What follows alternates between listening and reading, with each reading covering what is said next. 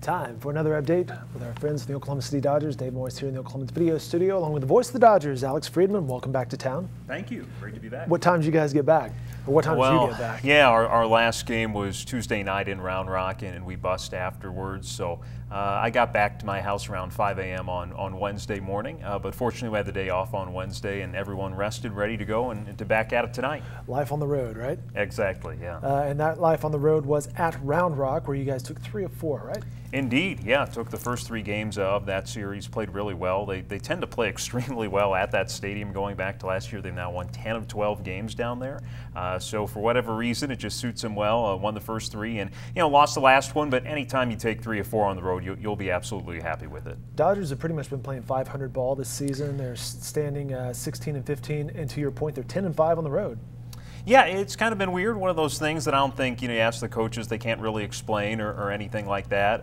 And I think maybe as the year progresses, we'll see the home record get better as the year goes on. That's what it's actually kind of been like the last few years. Slow starts at home for whatever reason, but once the year is over, it's either a winning record or awfully close to it, and I think that'll be the case again this season. Dodgers start a homestand tonight, Thursday, May 11th, so you'll see 8 days in a row of Dodger baseball at the Chickasaw Bricktown Ballpark. And before we get into some of the promotions of this homestand, let's take a look back at 31 games into the season. What do you see as the strength of this team? Pitching, maybe? Yeah, it's definitely been the pitching. I mean, they're at the top or near the top of all the pitching categories in our league in terms of ERA, strikeouts, WHIP, all that stuff. The rotation is more veteran-based. Guys like Justin Masterson, I think Jair Jurgens, guys who were signed late into spring training have maybe outperformed what the expectations were going to be this early in the season. And then the bullpen's been rock solid. You turn over a lead to them, and they've been great at holding it. A lot of electric arms in that bullpen, and it just works together as a unit. It's funny to compare last year's pitching staff to this year's. Last year had a lot of younger, kind of high-ceiling guys that you're really excited about, and the strength was in the starting rotation. It's kind of flipped this year in terms of both age as well as what the strength of the pitching staff is in terms of the unit between the rotation and the bullpen. But they've just been so consistent all season long, and gosh, it's over half the games they've allowed 3 runs or less. So to keep doing that every single night has been what's kept the team in games, really. Again, the Dodgers are at 16-15 early on here in the season, and an 8-game homestand starts tonight with Fresno. Yeah, the way the PCL schedule works is that those West Coast teams, you only play them once a year, so you kind of trade off playing them at home on the road on a year-by-year basis. So this will be the first time Fresno is here since 2015. They're the AAA team for the Houston Astros, which, of course, OKC was the Astros affiliate from 2011 to 2014. I looked it up. Still 5 guys on that roster who played here at some point. And then the manager, Tony DeFrancesco, who was the manager all 4 years during the Astros affiliation. So it's going to be great to see him and some familiar faces. And as part of our 20th season campaign, we're going to have a little on-field presentation with him before tomorrow night's game to honor of all of his contributions. It is the 20th year of the Chickasaw Bricktown Ballpark. Remind us of the various things you guys have going on throughout the season. Yeah, the brick program is one of the most exciting, I think, to be able to buy a brick, which benefits the OKC Dodgers Baseball Foundation, and we will have a display, that'll go in August and be on display at the ballpark for the rest of time, hopefully, to honor those who want to make those contributions and have a personalized message on a brick.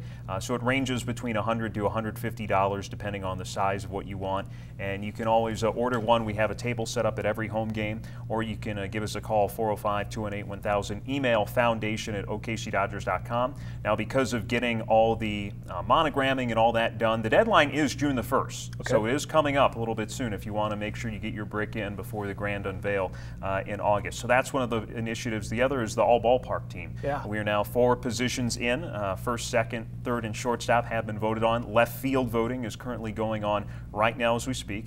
So the way to do that is we post daily links on all of our social media, but the voting page is always on our Facebook page. So if you go to facebook.com/OKC Dodgers, there's a tab on the left that says All Ballpark Team. You click on that. Like I said, the left field nominees will come up, and voting for that position goes through Monday.